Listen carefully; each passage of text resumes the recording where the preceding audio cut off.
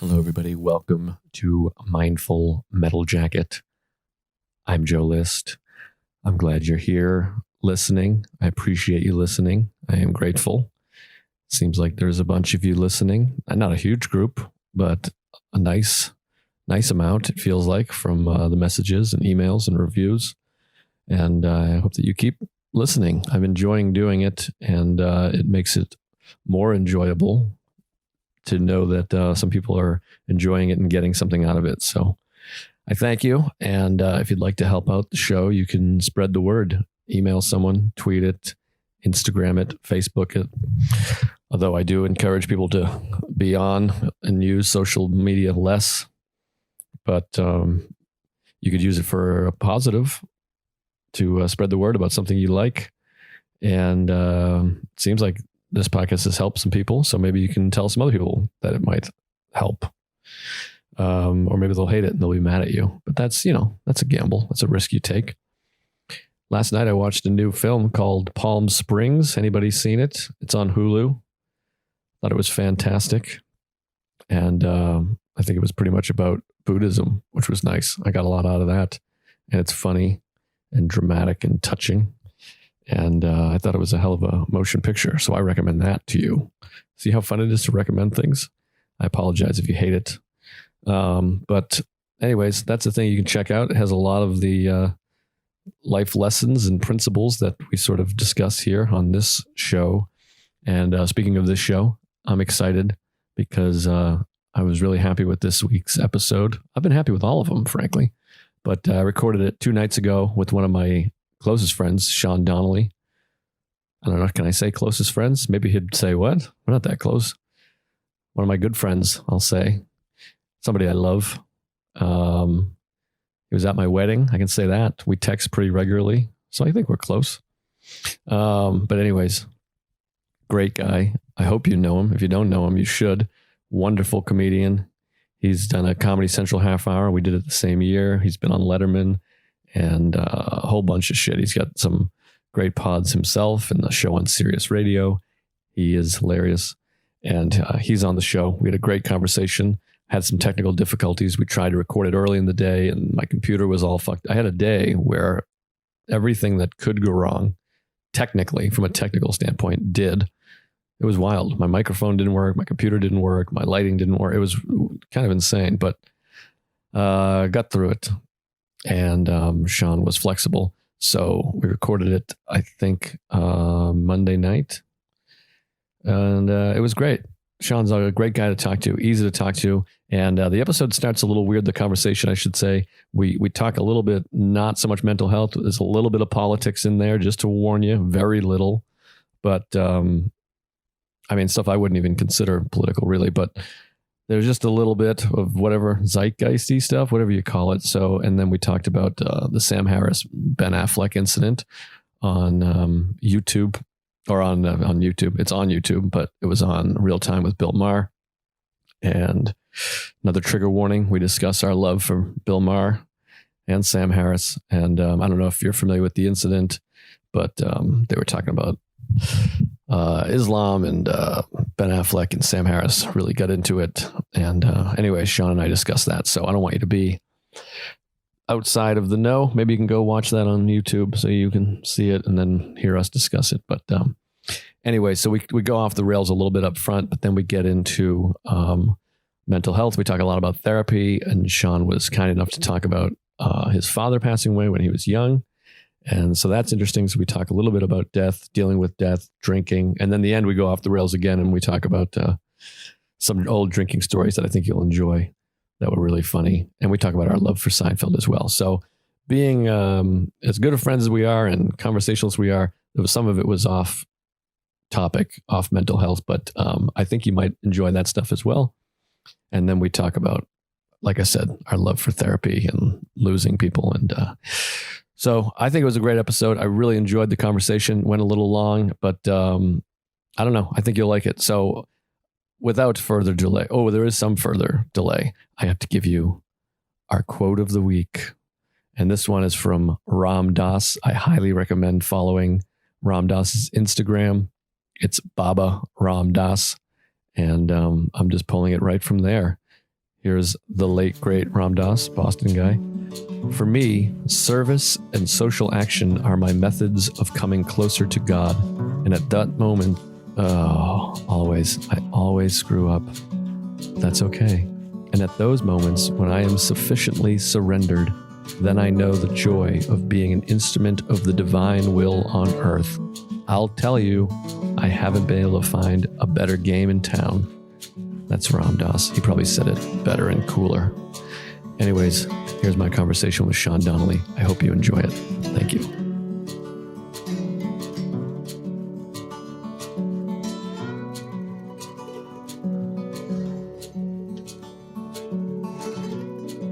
All right, we're recording. This is it. We're live. I'm downstairs in my basement.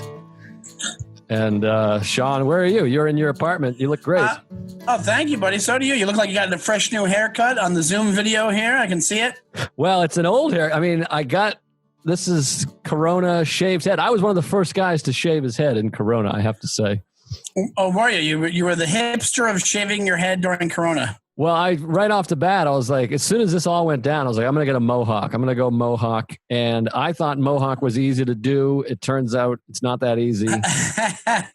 I looked ridiculous, but it's growing back now. It feels like it's growing slowly, honestly. I feel like that's a good length for you, though. Oh, thank you. People keep saying that, but I don't know what to do on top. I mean, do I push it back? Do I leave it spiky? Kind of looks good, like how you had it. Like, yeah, it's good. Yeah, it's a good thing. You got a good hair on your head, you know. Thank you. I appreciate that. Well, welcome to the show. Have you heard the show? Have you seen the show? Have you seen the show? The worst bit of acting we. Sean and I are Seinfeld obsessed, and there's a delivery in a line. I don't want to out this woman because she might be a nice person. Yeah, I never looked up the actor's name on purpose because I feel bad about how much I trash her when we talk about it. Yeah, I think it must have been a favor. I mean, back then, I don't know if they still do this, but you could do a charity where you bid to get a line on a show. Oh, I think they still do that too. They have that. I feel like that company Omaze would do that. Like, there's some company Omaze I got a shirt from once, and you donate to this cause, and I got a Veep shirt out of it.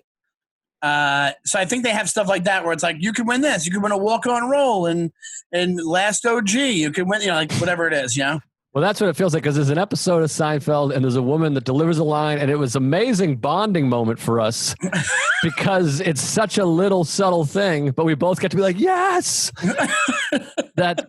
she says, have you seen the show? Yeah. What ends up happening, I feel like, with guys like us, like when you watch, and there's a lot of people like us out there that Seinfeld is like a second language, where it's like you'll even hear somebody say a word a certain way that you don't hear every day, and immediately your brain goes right to a part in Seinfeld, and you'll just say the line and nobody knows what you're talking about, or maybe a couple people will, or whatever it is. But yeah, we bonded over that because the background of the episode is that Jerry lies about watching Melrose Place. That's how long ago it was. And he's dating a girl who's a cop. He's dating a woman who's a cop. And he's at the station one day and they're there. And even the line before that is super cheesy too, because he goes, yeah, he says he doesn't watch Melrose Place. Hey, Lou, maybe we should put him on the Polly. That's how she delivers that line. And he goes, yeah. So they put him. So then when she's bringing up Melrose Place in the first place, she goes, oh, there's an episode of Melrose Place. And then at one point she goes, have you seen the show? And she freezes. It's the worst acting I've ever seen in my life.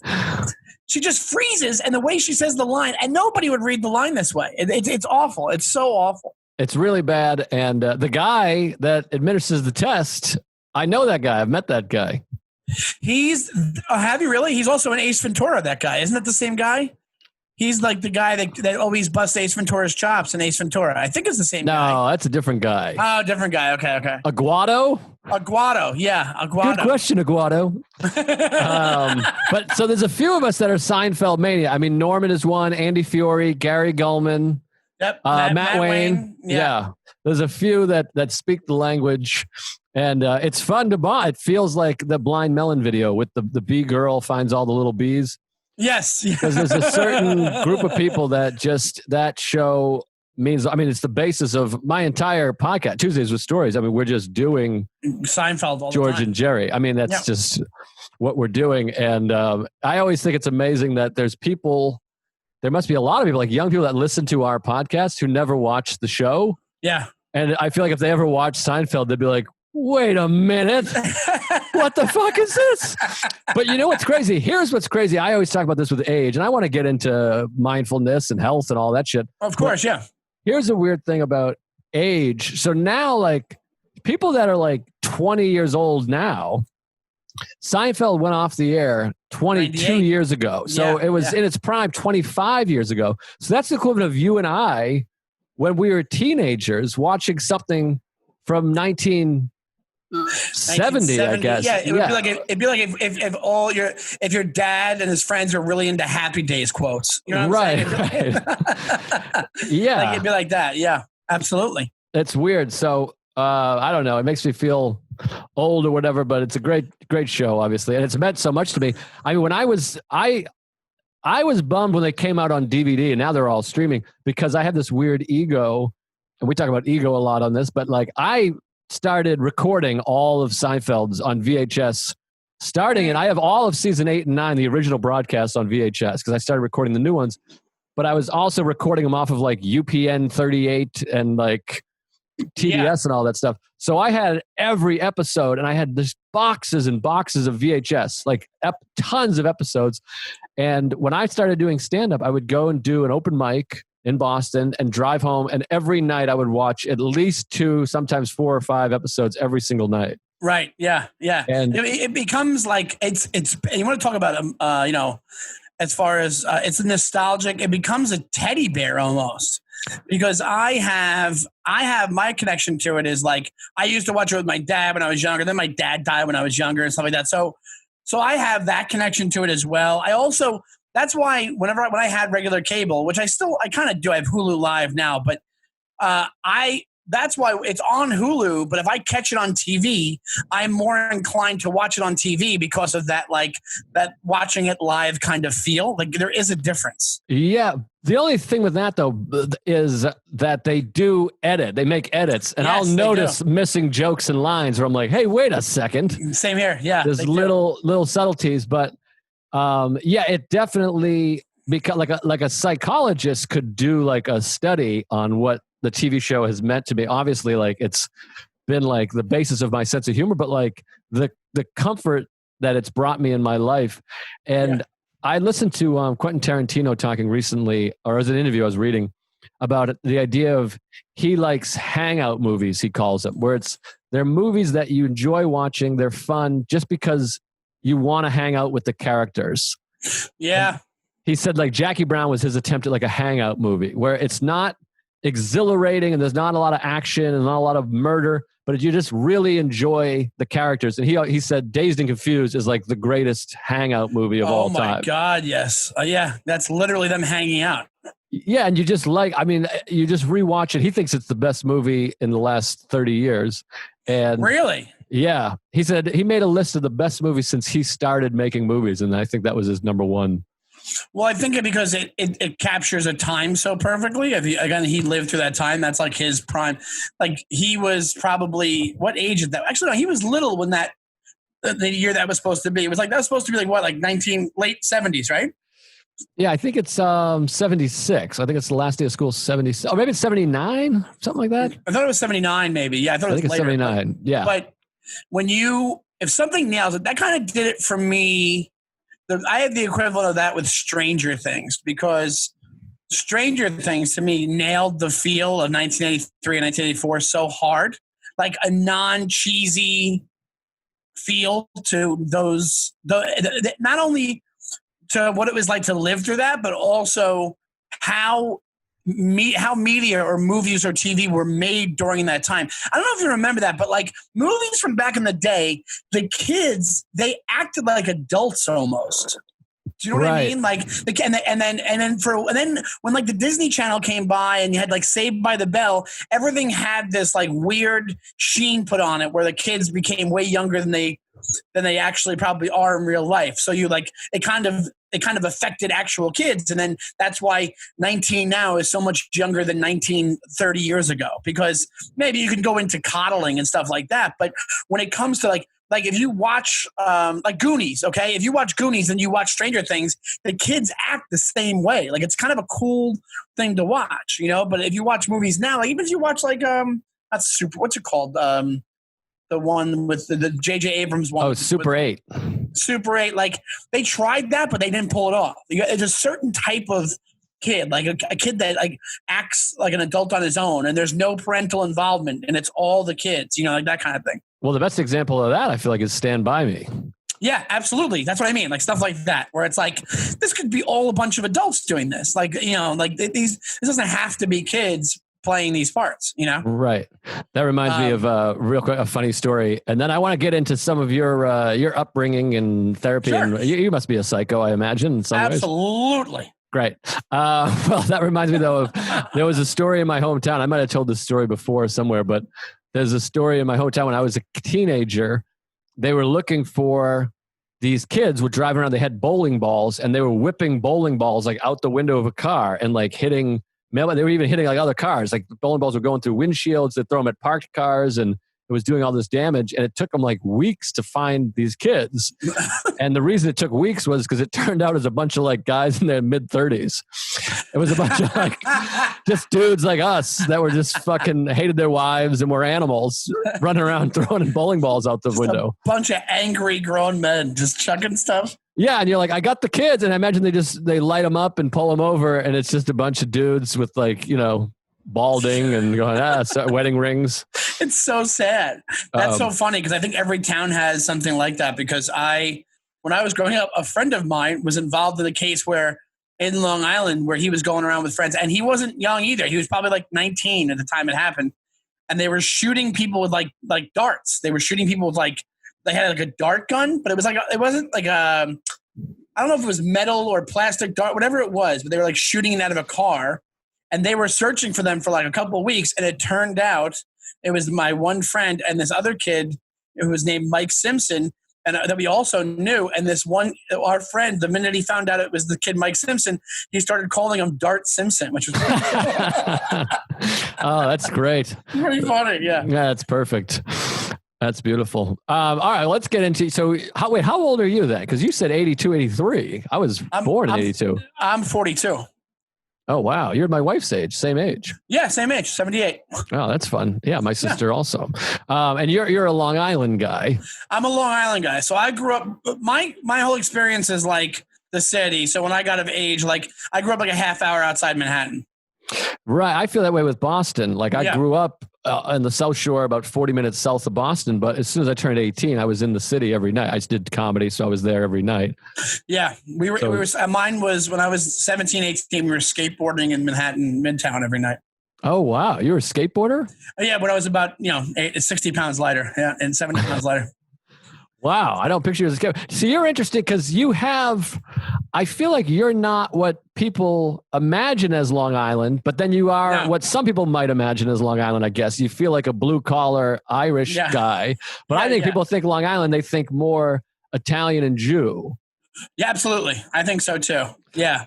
I think mostly Jewish, or they think like Jersey Shore type people. Yes, I think Jersey Shore is which by the way, Jersey Shore just got annihilated with their bad rap of like mob and Jersey Shore. Like, no, the Jersey Shore is like one of the most spectacular places in the country.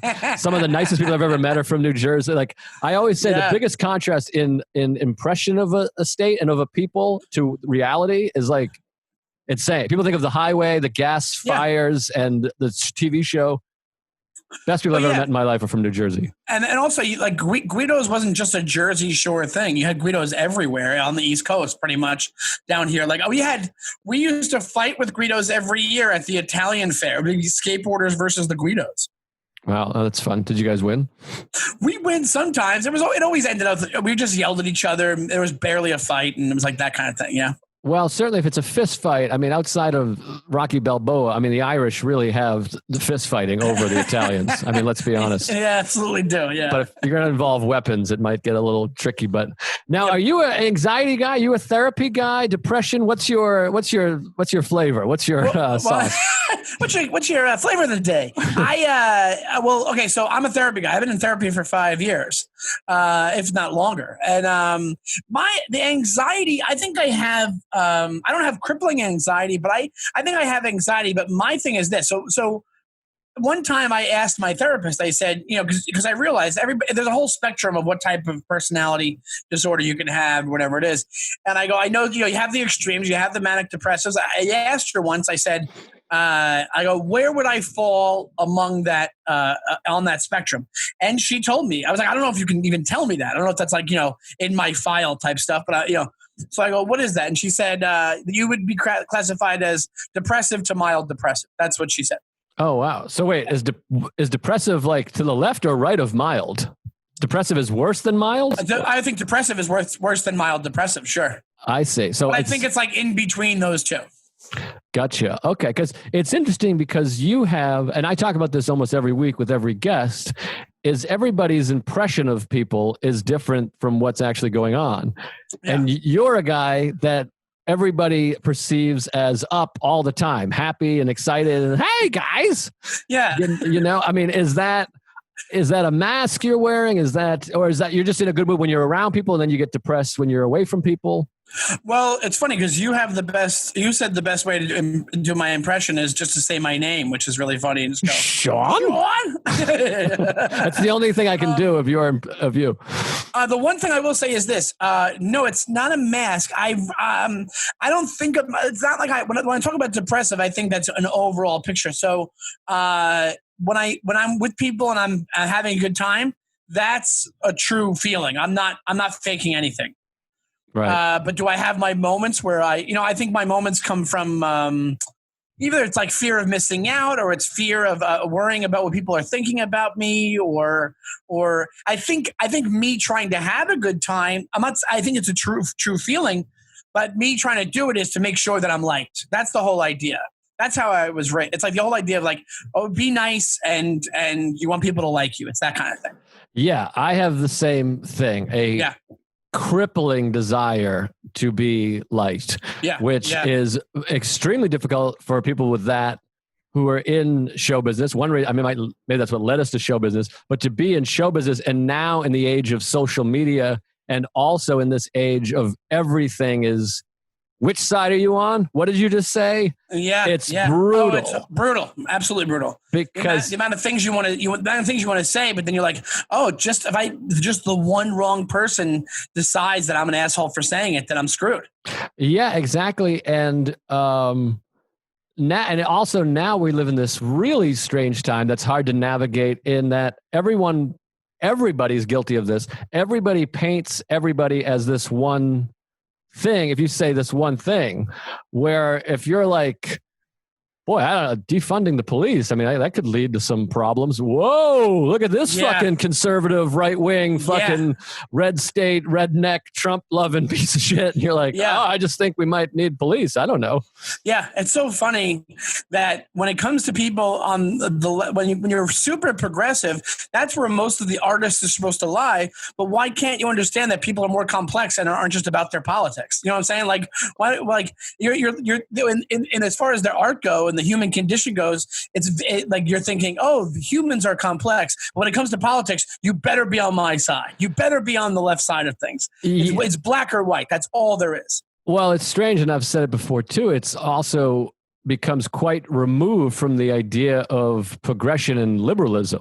Right. It's absolutely sort of the opposite. As if you're not on my side, you're a piece of shit. And you're like, that's sort of the antithesis. That's the opposite of what I understood liberalism as. And well, that's one of the things. Sorry to cut you off, but what that's why I'm not a huge. Okay, so here's the thing. I really like Bill Maher's comedy. I could take or leave, whatever you want to say it. But I will say this: Bill Maher is more of a liberal than a lot of people who call themselves liberal. liberals because his liberal ideals go across the board. They go across the board to every human being.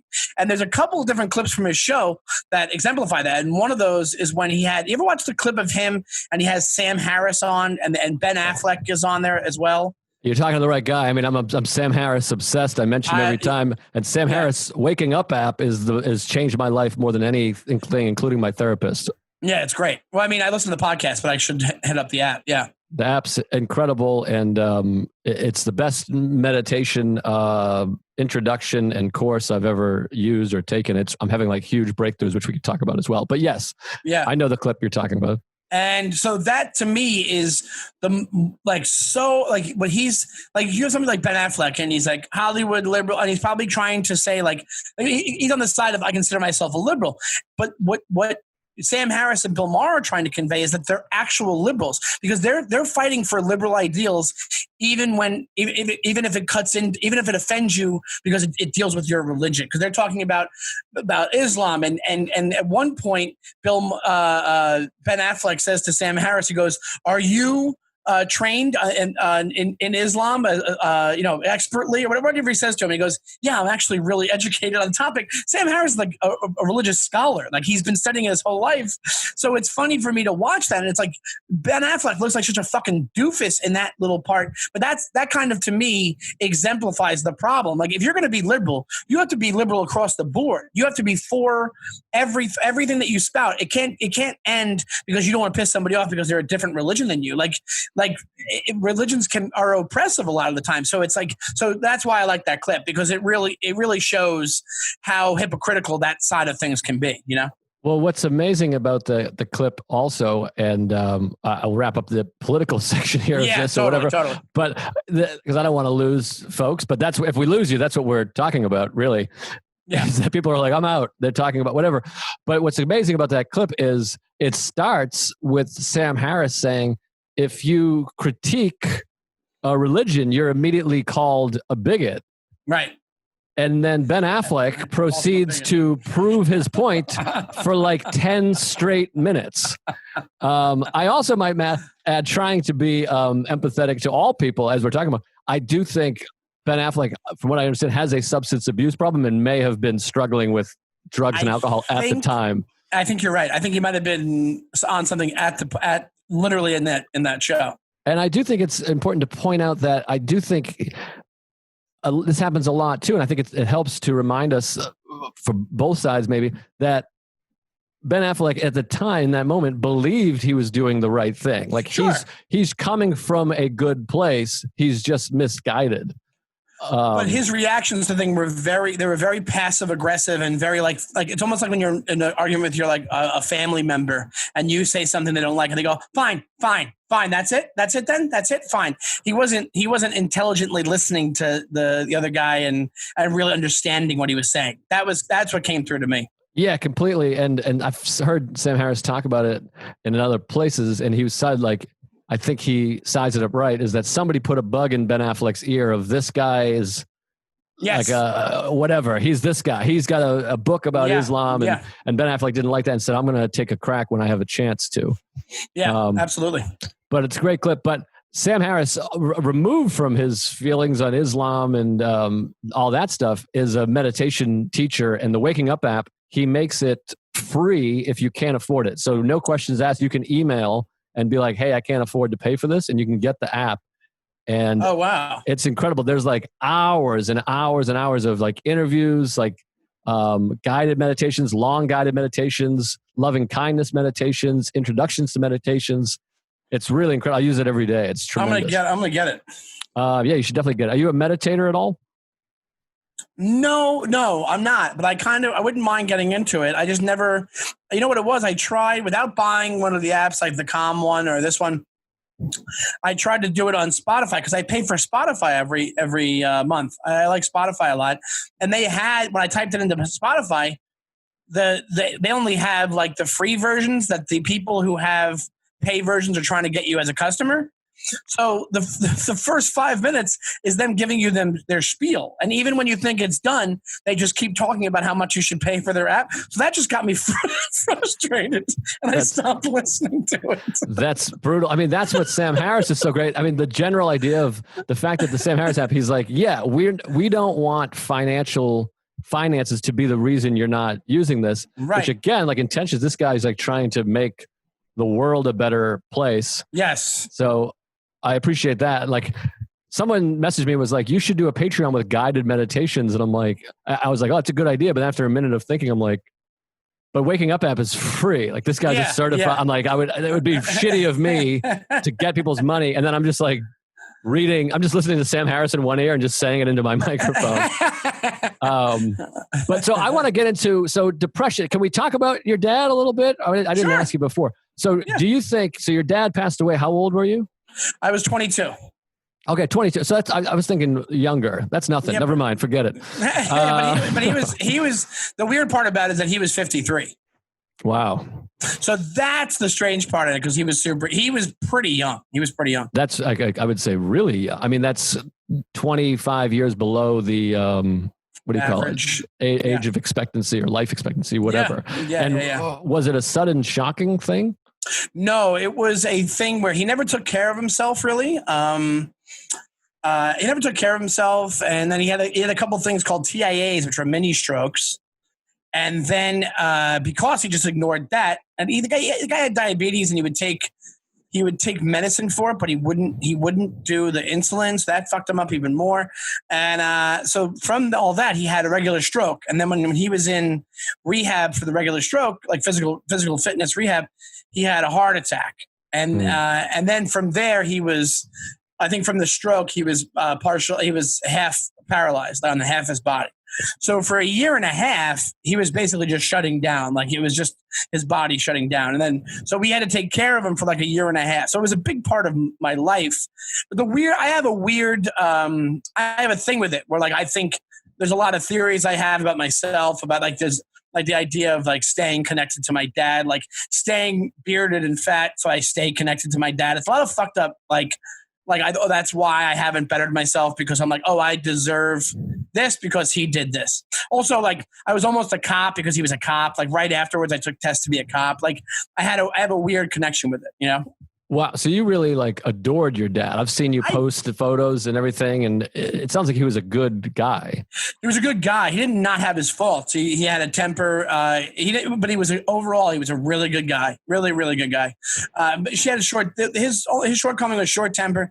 But as I get older, the more I think about him, I think that he was a guy he was a smarter guy than what he did in life. So he worked corrections and he worked at Rikers Island and he worked overnights for like 20 years, right? So that affected his mental stability. Like that affected who he was. I think if he had an opportunity or if he would have had enough, he was very insecure. His insecurity is very similar to mine. I think it's like the not good enough thing. So I think if he would have had the security to maybe become a chef or become own his own restaurant, I think he would have been a way happier guy and maybe would have lived longer. You know, it's like, but I only realized that years down the road because I realized what the age I was when all this was going down. I just let it happen because he was my dad, and I'm not going to question his practice, what he's doing. Like nobody at 22, I wasn't at the point where I was going to be like, hey, you got to eat better. Like I didn't even have that. We didn't have that in my house. Like it wasn't a thing.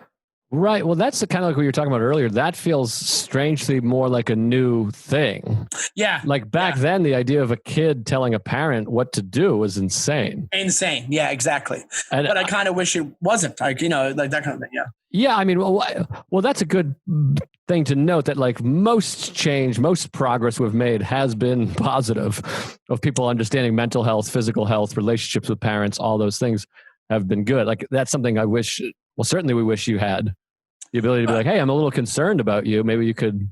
Absolutely. And I'll tell you, and therapy is the reason all these things that I come to are because of therapy. Therapy, I used to have a shorter temper. I used to get frustrated all the time. And some of that is age, but a lot of that is therapy. It allows you to be self-aware. Like I wasn't, when I was in, like the best thing I ever did was move from Long Island to when I lived in Brooklyn and Queens. And because it made me like step outside and be more self-aware of the situation I came from and what I was like, you know? Yeah, I mean, self-examination. Who is it? Socrates or Plato? An unexamined life is not worth living. Oh, I'm not sure who said that, but I've heard that quote. Yeah, it's one of those two guys. I think it was Socrates. Yeah. But that's the thing. I mean, that's the combination for me of therapy and meditation and mindfulness.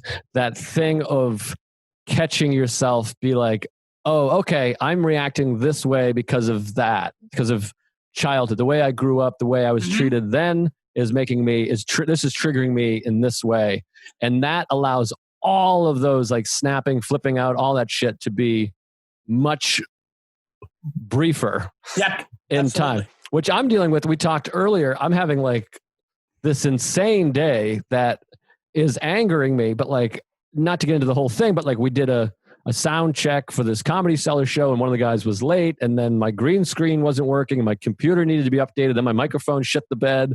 And then you and I were supposed to record, but the microphone had me sounding like a chipmunk, and Sarah was on the phone. I don't know how to do tech. I'm a fucking idiot. So then you start having that thing where you're like, I'm an idiot.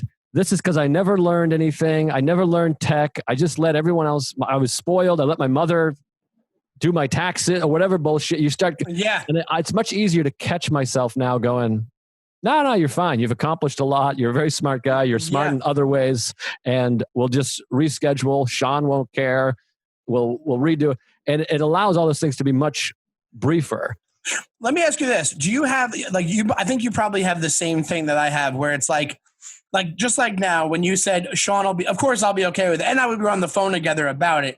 But do you have it where you play out the scenario in your head of me getting really pissed because of what's going on when that's not the reality at all? Yeah, well, it's similar to what we were talking about. It's that crippling desire to be light and to not be a burden. Yes, absolutely. That's how I felt as a kid, was like as a burden, and I still feel that way at shows and in podcasts of like, I'm still that guy that's like, could you possibly move it? If not, no big deal. Don't worry about it. And meanwhile, we've been friends for a decade. I know you. I know, like, nobody's really. In fact, most people are thrilled when you're like, we can do it later. Great, put it off. You know what I mean? Yeah, absolutely. So. You're absolutely right. No, totally. I 100% agree. It's the that's one of the other things that fits into how I was raised as well, where it was like even something as small as the "How are you?" question. So the way that, and it doesn't mean that I was told this verbatim on how to react if somebody says "How are you?"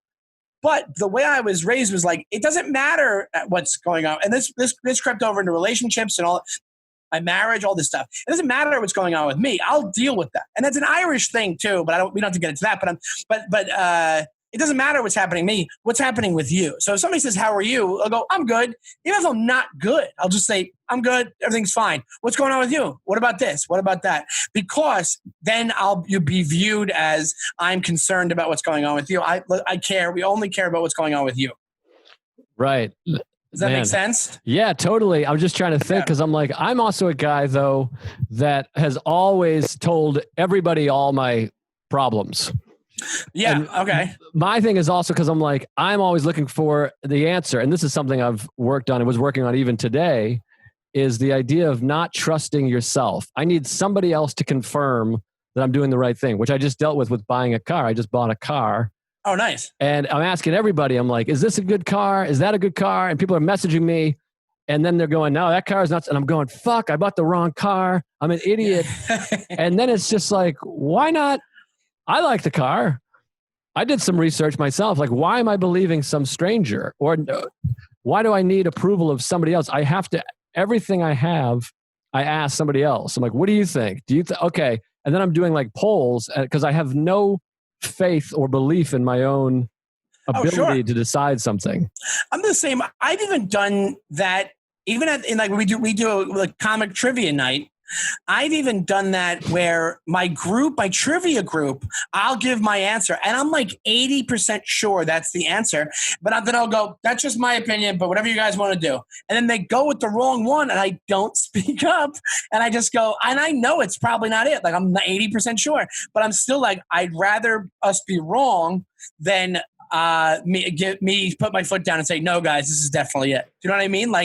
It's a much smaller example of what you're talking about, where it's like, it's just the idea of like, hey, as long as you're still cool with me, this is my opinion, but whatever. I don't want to rock the boat here at all. Yeah.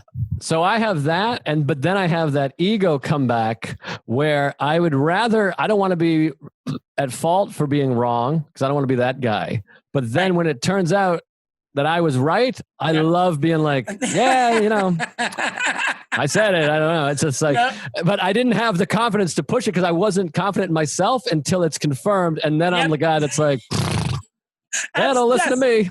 Yes. I'm the same exact way. Exact way. And I have that for sure, which is all shit that I'm trying to work on. And now with the meditation, this Sam Harris app, what I'm really working on is like the deeper meditation of non-duality or no self or emptiness. They call it all these things that I've been reading about for years, and I'm now breaking through with the idea that all these things are just things in our consciousness. They're just things that we're experiencing, just like a sound or a sight. They're just feelings, anger, depression, sadness. It's all just things that we're experiencing in our consciousness of like, oh, I'm just feeling, this is just something that's present right now. Yes. And it's not existing in the real world. That's what you're saying. Yeah. And we don't have to identify with it, where it's like, I'm sad. I'm Joe and I am sad. I'm a sad person, where it's just like, I'm just experiencing sadness right now. It doesn't, you don't have to identify with your thoughts of like, I'm a piece of shit. I don't know how to do this Zoom mic. My sound is off. I'm a moron. I'm a guy that can't figure things out. And I'm just identifying with this thought that I'm having in this moment. Yeah. And a thought is just a thought. It's just a thing that's where I'm experiencing, just like a bird chirping or a light turning on. Yeah. It's just a thing that I'm experiencing. It's passing by. Yeah, it doesn't define anything. Absolutely. I think that's totally true. And I think it was even like somebody like Dan Saint Germain said this to me once. And I think yours is a way more philosophical way of thinking of it. He was like, but even in real world terms, he said to me, and it really made me feel better. He said, nobody is thinking about you ever as much as you're thinking about yourself. Like nobody, and it's like not like a care, meaning like nobody is nobody's hovering over you and micromanaging the things that you're doing or the responses you're giving or the looks that you gave or the one little word that you said wrong more than you're doing that to yourself. You're the only one doing that. Because people, I've talked about this with my therapist, as humans, like, I think we inherently start off. The whole idea is survival, so we're starting off inherently as selfish beings, and the whole idea is you have to be because they want you to survive so you can procreate and whatever it is, whatever theory you want to make. But in actuality, most of the time you're thinking it's everything's through your eyes. There is no objectivity ever. There's never. That's another thing I was talking about. Think about that. There's nothing is ever looked at 100% objectively. We could both have a red ball in front of us, and we're both going to take both of our experiences and look at that ball. You know what I'm saying? So if you throw in emotion and you throw in ego and non-ego and super ego and insecurity and anxiety into that. Oh my God! Think about what kind of weird rose-colored glass—not even rose-colored glass, whatever you call them, just fractured glasses you would get at that point. Like you're not looking at it by any means. The objectivity is so hard to reach with how you can look at each situation. Yeah, that made me think of a great analogy that I heard Sam Harris talk about, but I think it's an old thing that other people have used in Buddhism and stuff, where we've all had an experience where you're at a restaurant. This could have deeper meanings for several things, but similar to what you're talking about, how it's all subjective, in that you've been at a restaurant and for a while you're just kind of glancing over there, and it's a restaurant that like one whole wall is a mirror, and this entire time you thought it was a deeper restaurant, a bigger restaurant that you thought you were in. And then all of a sudden you realize that it's a mirror. Somehow somebody moves, and then you realize, oh, those people are those people over there. And your whole view has changed. But that whole time you've been looking at a mirror reflecting people that are over there and yourself. but you thought it was this much deeper room. So you're like, yeah, it's this huge, long room and there's people over there. It's full. Yeah. And then reality is those people aren't there at all. There's no people over there. Yeah. It shows you how thin the line of reality is. Yeah, absolutely. Yeah, completely. Like that's real. That actually really is interesting because for however, even if it's 15 seconds, you had a completely different worldview. You were like, even if it's spatially, you had, because you were like, because what you're thinking in your brain is, I could walk over there. Maybe that's the way to the bath. Whatever you're thinking, even if it's just logistic things like that. Maybe that's the way to the bathroom, whatever it is. And then when that doesn't exist, that's got to do something to you. Even if it's minuscule, that's got to do something to you. Yeah, it's weird. And then you can't re-see it as that restaurant. Like now you're trying to remember what it looked like over there and you're like, I can't even fathom it. No, it's just a mirror at this point. Your brain was just interpreting wrong. So sure. I don't know where I was going with that, but that's just something fun to say. I think you're right, and I think it also lends itself to how much we don't know about our brains and reality itself, and how much they don't know about our physics and our they just found these, and like deep in the Antarctica they found these particles that don't react the way that particles are supposed to react, or these certain particles are supposed to react, and they're realizing that they don't know everything about our and then. Even if you look at it like all like the same way with therapy or with meditation, all the schools of philosophy kind of fit into the same way. It's like that. That's what they wonder about. Like dreaming is always really interesting too, because you ever hear the whole thing about how when we're sleeping, our brains, they've done they do like the heat tests and the thermal things on your brain or whatever it is.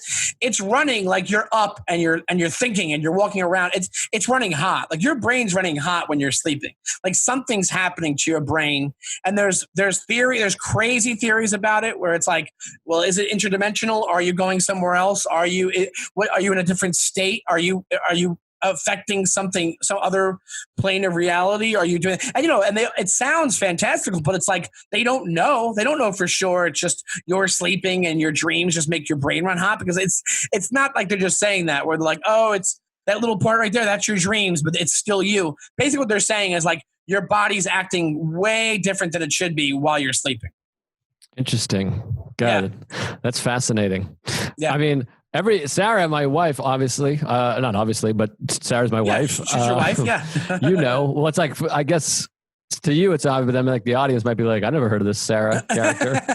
By the way, she has a new album out right now called Voluptuous Boy. Go check it out. Voluptuous Boy. But yeah, she has like anxiety, depression, horrible anxiety, and she has crazy nightmares every night. Like every morning, she just tells me like the most insane, vivid nightmares. She's a very creative person. I have dreams. Do you remember dreams? I remember my dreams occasionally. But every morning she's like, this happened. And it's all like scary shit. We were getting chased and my dad had a clown mask and like whatever. Wow. Shit, yeah. It's funny you said that, because last night, and from what I hear, I've heard a thing about cheese. Have you heard the thing about cheese? Do you know about cheese? I know about cheese, yeah. Cheese. Well, I've heard that because of the cultures in cheese, if you have that right before you go to bed, you can have vivid, crazy dreams. And last night, I haven't remembered a dream in like a year, Joe, like in a year. But last night, I full on remembered this wacky dream that I have. But I usually never do, and I don't know. I'll remember little pieces, and then by the time I'm fully up, they're gone. Okay, so this is interesting because last night Sarah and I had egg and cheese quesadillas for dinner. Yeah, a bunch of them. Yeah, and I had a dream. I never remember my dreams, but I remembered my dream. So it could be cheese. That's what I've heard. You might have to Google it, but that's what I've heard. What's the cheese theory? Is it just? I mean, is it any dairy? Could it be milk? Well, when cheese is cured, when it's being cured, isn't cheese cured? I don't know. I'm sounding like an idiot. I didn't know it was sick. But the cultures in cheese, like how they have like whatever's going on, the process of making the cheese. I guess it does something to either your chemical levels, or it's almost like you're tripping out a little bit. Like it's like you're tripping out, like almost like something. It's like something like cheese is fermented. Like it affects your brain. That's all they're saying. Interesting. But it makes you remember super vivid dreams, and it's happened to me more than once. It doesn't happen all the time. I think it's if like whenever I see it happening is if I don't have cheese for a while and then I have it like that. Like it's like if cheese is brought back into my diet randomly and it's like I'll have it late. Like last night I probably had it like 8:00, but I don't know. I guess that was late enough, but whatever. But honestly, I'm not a guy who remembers his dreams. But then I have a couple of recurring ones that I remember that I've had over and over, like freaky dreams that I've had over. Wow. Interesting. Yeah. Well, now, were you ever a mushroom guy or LSD acid guy? No, I wasn't. But I kind of want to do DMT because of what I've heard about it. Interesting. Well, of all those, mushrooms seem the most interesting to me, or because they're using them now with. I've read a fascinating article about people that have cancer. They do the microdosing, and then people get to like know their cancer and see it and befriend it or some shit. Really? That sounds great. Yeah, I mean that because it sounds like mushrooms can be like basically a fast forward to where you can get yourself through meditation. But it was interesting you bringing up cheese being fermented or whatever made me wonder if you were ever... I've been microdosing cheese on a daily basis. I've been macro dosing or whatever the opposite of that is. So you were never a psychedelics kind of guy. No, I was I was I'm a big drinker, obviously. I've slowed down. And then just like lately I've been edibles, but not mushrooms and not acid. But I'm kind of freaked out by it. But from what I've heard about DMT, you know about DMT, right?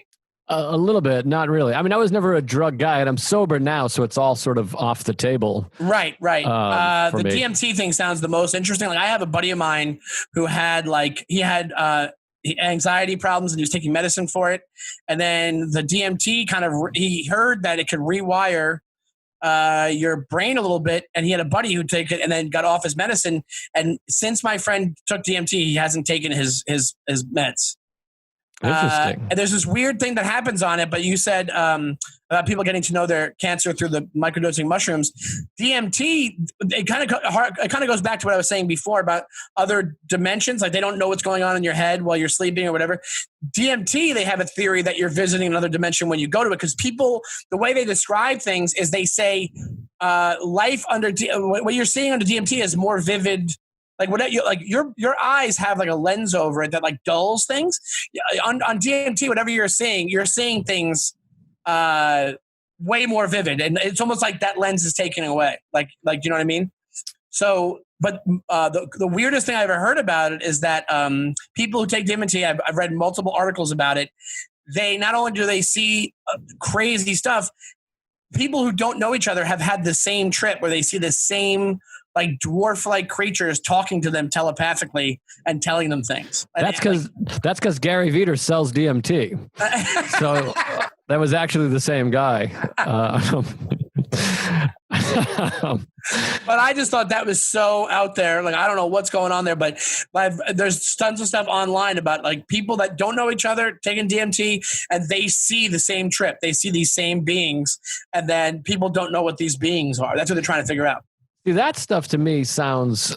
This is why one of the reasons, fear basically, but one of the reasons I never got into that shit was I had so much anxiety and panic in my life that like, I've always thought if I took mushrooms, maybe it would have had the reverse effect. Maybe it would have been great. But I've heard a theory about people say, if you're right about having a bad trip, you will have a bad trip. With those drugs. I've heard that too. I've heard that. Yeah. And you have to like, it matters who you take those drugs with because you have to trust them and it can't be the person you're with can weird you out if you're not 100% comfortable and stuff like that. Yeah. And everyone always claims they're the right person. I talked to like Mike Kaplan, Ari Shaffir, both past guests, and they're like, if you came with me, you'd love it. And I'm like, all right. Like no one's ever like, I'm the worst guy to take mushrooms with. Mushrooms fucking blow with me. I can tell you that. Because that would be funny. It would be funny if like the old me when I was a drunk, the guy that if I was a mushroom guy, I would take mushrooms and then just start roasting the guy just to fuck with him, just to ruin his trip. Just to freak him out, you know? Yeah, just to ruin his life. But interesting. Well, I recommend the Waking Up app for sure. Now, so did you, I forget if I already asked this. Maybe I wanted to ask it, but we got off topic, I guess. But did you feel depressed similarly before your father died, or did the depression come afterwards, do you think? I'm sure I had. I don't know what I would have been categorized as before because I wasn't going to therapy. And then also I would say it came after. And I think part of it, the reason being is I didn't go to therapy until years after my dad died. I was against it right after he died. I came from that school of thought of I don't need that. I was very, very anti-therapy for a long time, and then so within that time, whatever depression was chipping away at me, I'm sure that's why I am the way I am now. Like if I would have gone in right away, maybe I could have done myself the favor and I wouldn't be wherever I am on the spectrum now. But yeah, I think it came after. I think it's always going to take an effect on you when something like that happens. And so I absolutely, I think my dad dying, I think I would chalk that up to, at least most of what's going on with me. Sure. And do you have, I imagine I would deal with this as I deal with this even in the situation I've lived. Do you feel like you're extra scared of something going wrong in your life because it happened to your father? Like I know I have a friend who his father and his grandfather both died at the exact same age. So he's convinced that's the age he's dying at.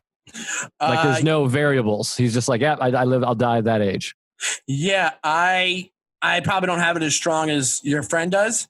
But I'm worried about 53. Like when it gets to that point, it'll hit me harder once I get closer to 53. Sure, because I probably have it in my head because I look exactly like my dad. I have the same build, everything about it, and but I'm trying to better myself now. Like I eat better than I did. I'm not drinking as much. I'm not, I never smoked or anything. He never smoked, but whatever. But it absolutely creeps in my head. And then I'm hoping that I'll think about it enough. And if I work on myself enough, I'll dismiss it when it comes to that point or even beforehand, where I'll think it's ridiculous and because I think that's already happened because I've talked about that out loud enough, thinking that I'm going to die at 53. I'm going to die at 53.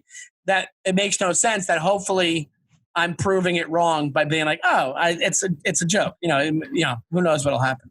Yeah. Whatever happens. The good news is no matter what you think, that's not going to have any bearing on it. No bearing. So absolutely. No bearing. Now, you can talk about genetics and but like, it's not, you're right. There's variables. There's also people living longer now. There's different medicine. Like if my dad, if the same things happened to him, the recovery might have been better now from 20 years ago. He's been dead 20 years. So even all that put together, but even that, like I said, me saying it out loud makes me realize more and more how there's no control over it. It's just random. Right. And you also have another set of genes from your mother's side that he didn't have. Exactly. Which is why I'm actually convinced that's why I don't have diabetes now. Right. Interesting. You know what I'm saying? Yeah. Yeah. What about a smoothie? Do you do smoothies? I got the Ninja. I have a nice big, because I have a similar diet as yours. I eat like shit. I think I'm a little better than you, but yeah, probably. Yeah. But I got a Ninja and I just put a fucking 6 handfuls of spinach in there every day, almond milk, banana, and it's delicious. And I'm getting a ton of vitamin K. Like spinach is one of the healthiest foods. It's a great way to get a ton of greens. I'll eat a bunch of baby spinach. I love spinach. We have a Ninja here, but I don't usually do smoothies. I've been doing like bacon and eggs in the morning, alternating days on that, and I'll do fruit. I've been doing oranges. I'm eating, and then I'll have Brussels sprouts at dinner time and stuff like that. So I've been eating way more vegetables and fruits than I was past few years or past 10 years. That's great. So I'm getting better. I'm getting way better, and I feel fantastic. I've also been doing that intermittent fasting thing, and talk about mental stuff. Like it's made me feel great. I've gotten way more energy. I feel more with it than I was. Way more with it than I was. That's great. Yeah, I do similar stuff to all that because I had a similarly shitty diet and I have fear. Yeah. I'm always afraid I'm going to die of a heart attack and cancer. It's anxiety and also like an actual bad diet. Because sometimes people are like, that's anxiety, you're crazy. But you're like, well, I do eat Burger King every day. I mean, I did. Right. This is in my 20s. I'm like, in my 20s. Right. My friend Derek made me laugh so hard one time because we were talking about Super Size Me. And we were laughing about, and he was like, we're worse than him because we do that and we drink a handle of rum every night. Like that guy's not drinking any booze. And we're watching the movie being like, wow, that's crazy. And you believe this shit? Like, you'd have a much better movie. Yeah. And I'm like, we're doing that and drugs and alcohol. And we're also just like fucking random women we met a half hour ago. Like there's so many more risks we're taking. And also that guy had a better starting point than you guys. Like he was in shape. Yeah. He was like, a healthy guy. Not just like, you're not in bad shape. You're just like, but he was like a muscle guy before he started doing that shit. Yeah, and we had been doing it since we were 3. So, but yeah, you've gotten real trim too. You're much fitter than you used to be, right? Well, you know what happened was that's all part of this. Like I was at my biggest, and back in November, I was 269, and I'm only 5'8". Like it was bad, man. And I didn't think it would be like that. And I went to the gym and I weighed myself because I was like, oh, I'm feeling crappy. Let me go to the gym because I knew something was up. And then I went and I was like, I'm probably like, I don't know, 245, 250, whatever it is. And then I looked at the scale and it said 269. And I had to have the guy come over and be like, is this for real? Is this working? Is this scale working? And he's like, yeah, what are you talking about? Like, he was like, what are you, an idiot? Yeah, it's a digital scale. It's fine. And I was like, oh my God. So that's why I started going back to the gym and I did a trainer, but then the trainer situation was awful. The guy it was like the gym trainers and they're like these 20-year-old guys that barely do anything. So, and then because of quarantine, it closed down, and then I was kind of eating crappy in the beginning of quarantine. And then I've gotten better the past like month, like way better. Wow. Well, that's good. Yeah. You got to go back to Diego. You went to Diego and trained some MMA before, right? I did. And I loved it. But it was also, I have to wait until I'm in better shape. I'm going to go back when I'm in better shape, I think, because that's not like you jog a little bit in there and you're getting exertion. But if you're not sparring, I think a lot, because in the beginning, you're not really sparring.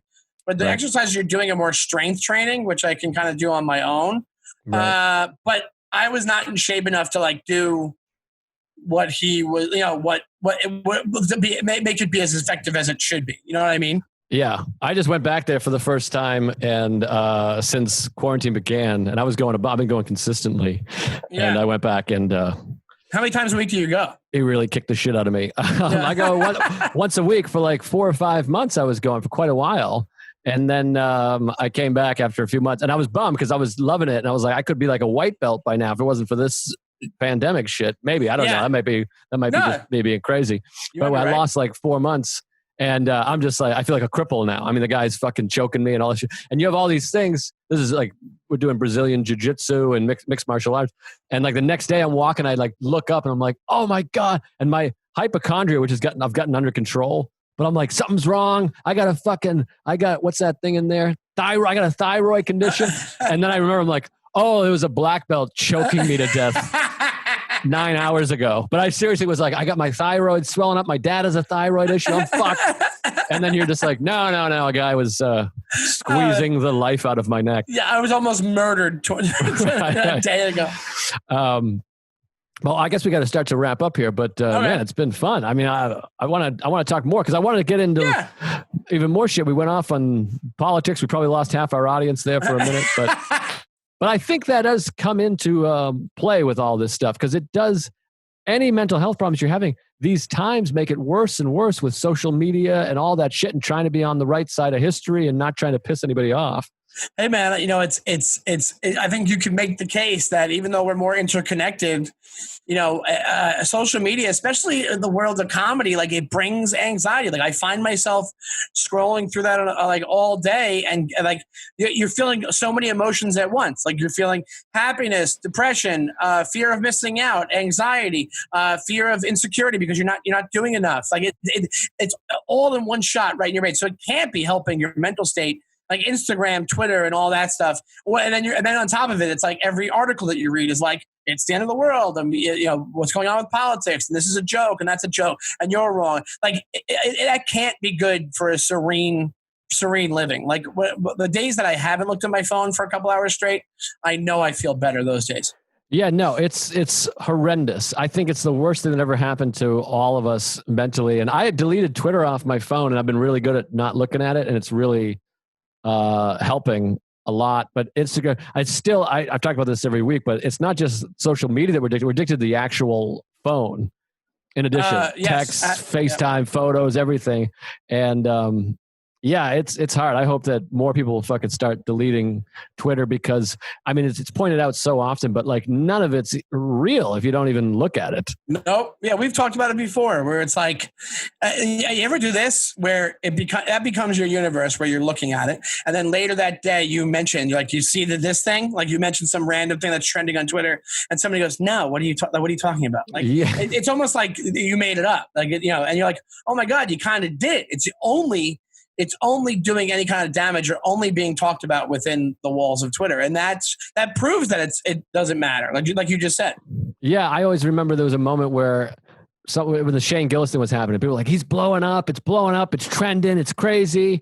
And I looked and it was trending and it said 8,800 tweets. Yeah. And I was like, 8,000 people. Yeah. I've done shows for 17,000 people. Yeah. Like I'm like, there's 350 million people and like 8,800. Yeah. Like that's insane. I mean, that's not like Saturday Night Live as a show isn't trending. Yeah. You know what I mean? It's like, yeah, exactly. How many people are watching that? 50,000. I mean, you get it. So, and everything's so spread out, and it takes way less for something to become quote unquote trending or in the public eye because it's just everywhere and everything is trending all the time. Just depending on what you look at, what your daily things you signed into are. And they use the word because they know I know him. I'm in comedy, so they send it to me. Heads up. Yeah. Shane Gillis is trending, and I fall for it. I'm like, oh God. Yep. And then it's just, not to take away from what he had to deal with. I'm sure it was unpleasant. I'm sure it sucked, and then I'm sure he was depressed and like had all the feelings that we're talking about because that's what it brings on. Yeah, it's and eventually somebody's going to kill themselves. Like somebody's going to get publicly shamed to the point of suicide, and I'll be interested to see how those mobby people respond. Yeah, I think it's going to be, and it's also the people that are doing this, these trolls that are doing this. The reason why it proves even more it's not for real is that if they all had to be held accountable in person, none of them, I would say 0.1% of them would say the same things out loud that they're saying on Twitter, like in your face, at a bar, in front of you. You know what I'm saying? Like that just doesn't happen. And if they did say it, they'd say it like this. Well, and they'd go, but so it's just a bunch of worms. That's what it is. Yeah. So hopefully it starts to get better. I know you got to go to another show here. So yeah, in a little bit. Yeah. I'll let you go. But man, it was so fun. And I think I set the show up to have where we can have people back. We'll talk more and check in. Yeah, please. That'd be great. We'll go more in depth if you want. I'll talk about whatever. I don't care. And you're still going to therapy? You're still actively going? I go now. So I've been actually doing over FaceTime with her for a while because the office in the city closed and I didn't feel like getting a new therapist. I liked her a lot. So I do every other week over FaceTime. And there's times where I think I'm like, oh, maybe I'll just end it because I feel like I'm at a point where, and then every time I do it, I feel like a deep exhale after every time I do. I feel like I got shit off. It works. I feel like I got shit off my chest. So I'll be going to that as long as I can afford it. I'll go to that for a while. It makes me feel better. I feel the same way. I go every other week now, and it's the same thing because I'm like, I think I'm fine. And just that 12-day mark, I'm like, nah, I could use Alan. I wouldn't mind talking to Alan right now. Yeah, absolutely. And you do, and you always feel better. I've never left a therapy session. I mean, I've left feeling like, fuck, that's a lot. I got to figure something out. But I've never been like, I wish I didn't go to that. Absolutely. I feel the same way. Yeah. So I'm a huge fan of it. And this is from a guy that for years was like, nah. That's what I used to be like, where everything was shut off. The idea of not going outside. Going outside the comfort zone was a big deal for me. And I think, I don't want to keep you too long, but I think that I think comedy did it too. Comedy, I was way less, I think I'm more confident now because of comedy, but at the same time insecure with certain realms of comedy, like, either it's business or whatever it is. But I think comedy itself, once you realize that what you're doing is a thing that a lot of people wouldn't do in interpersonal relationships, it's made me more confident. Not completely confident, but more than I was. But you're not a socially anxious guy. No, I feel like you're a very hey, what's up, guys? I remember that story. Remember we went to Boston together when I was still drinking, and I had to pull you aside because we were in Boston, like South Boston, drinking. It was Sarah. It was you, me, and Sarah. We hadn't started dating yet. Wait, I probably don't even remember this. And what happened? Really? No. Well, so do you remember the trip though, right? I remember the trip, of course. So we went and stayed at a hotel. I mean, I got a couple of funny stories about this. First of all, Norman was like, don't try to drink with this guy. He's a booze. And it made me mad. This is the kind of alcoholic I was. I mean, I had ego and alcoholism. And I was like, are you fucking kidding me? I remember getting mad, like Norman being like, what? And I was like, are you fucking kidding me? That fucking piece of shit?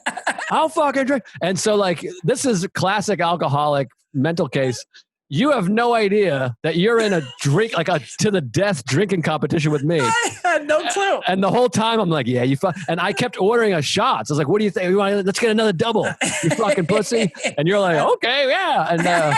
And you're drinking Guinness. And the whole time in my head, I'm like, I'm drinking Captain and Cokes. He's drinking fucking Guinness. And I was like, I'm like competing with you. And meanwhile, I'm trying to like court Sarah, who's like 2 years sober. And she's just sitting there being like, this guy's a fucking animal.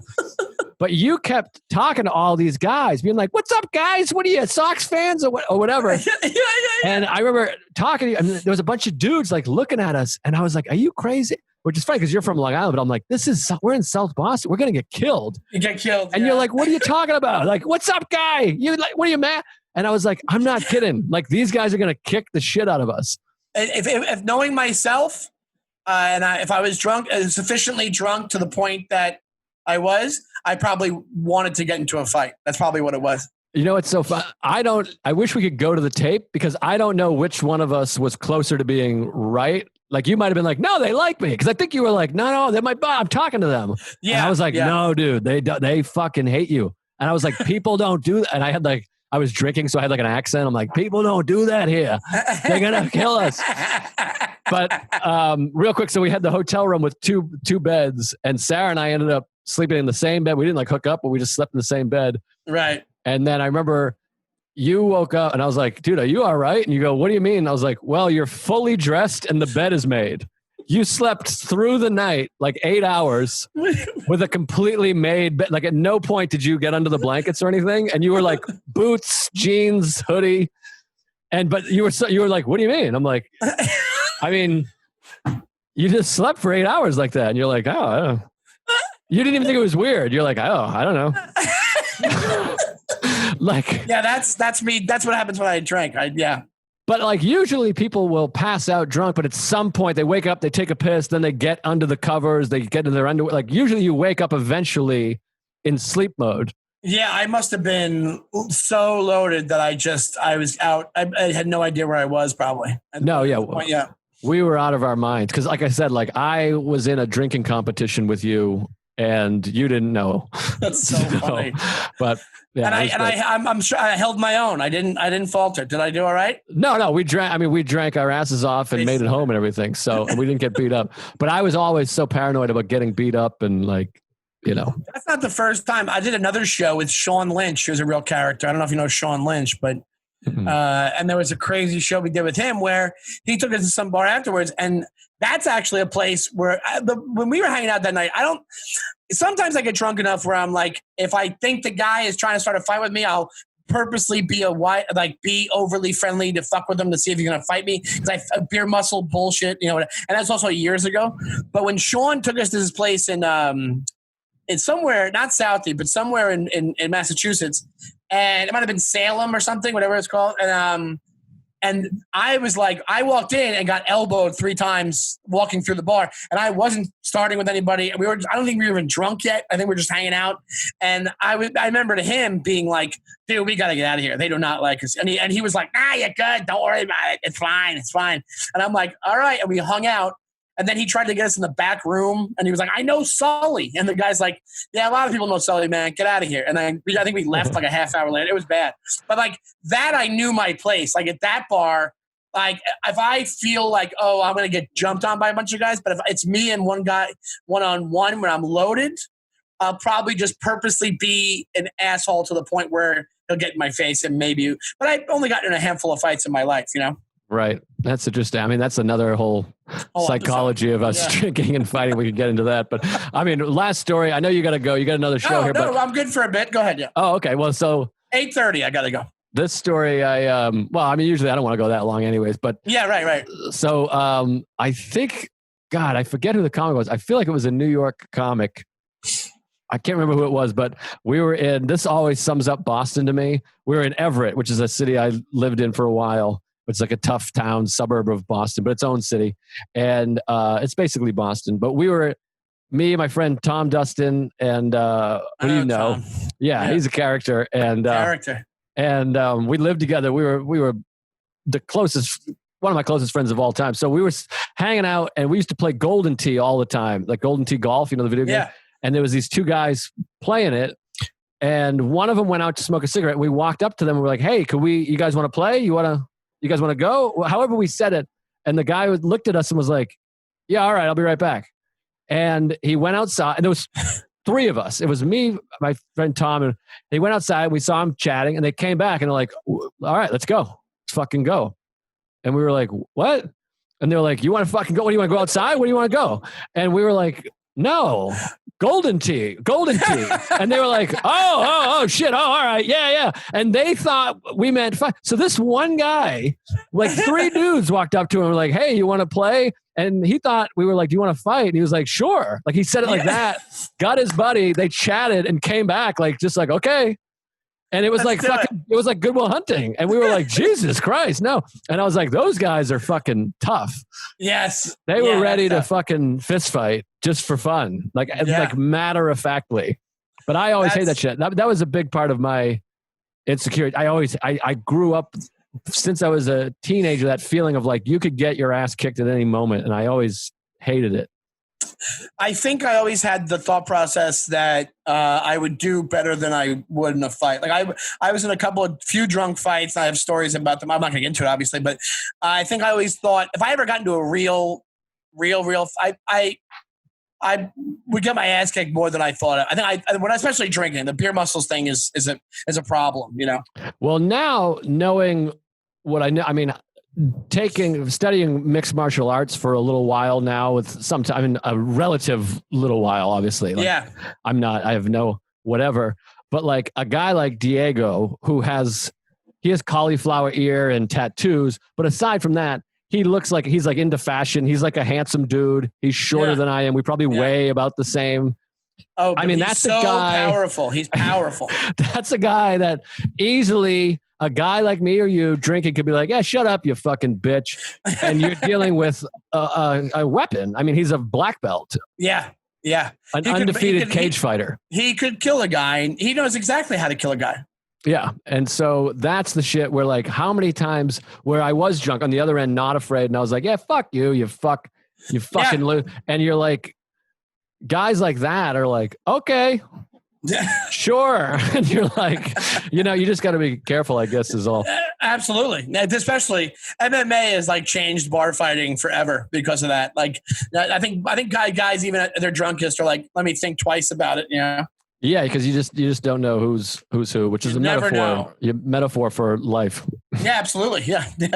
But all right, I got Sam texting me, "Can you talk?" That's never good. Oh, jeez. But and I know you got to go to the Cellar show, and thanks for accommodating my weird sound. Of course, man. I love you. I love you, buddy. It was great. It was a great talk and a good episode. So. Oh, good. Okay, I'm glad that it did the job. I think it was a great one. We'll see what the people. I mean, I don't look at Twitter anymore, but we'll see when they find you on Instagram. That's really bad because Instagram's such a nice place. When you get people on Instagram being like, "You blow," that's a really bad performance. Yeah. Like Donnelly, shut the fuck up about whatever, and then Donnelly's an idiot about this or something. That happens all the time. But no, it was great, man. I appreciate it. Let's do it again soon. Please, I would love to. Thank you, man. All right, we'll talk soon. Thanks, John. All right, I'll talk to you in a bit. Later. Mindful Metal Jacket is hosted by comedian Joe List. Produced by Joe List. Edited by Matt Kleinschmidt. Executive producers Robert Kelly and Matt Kleinschmidt for the Laugh Button Podcasts.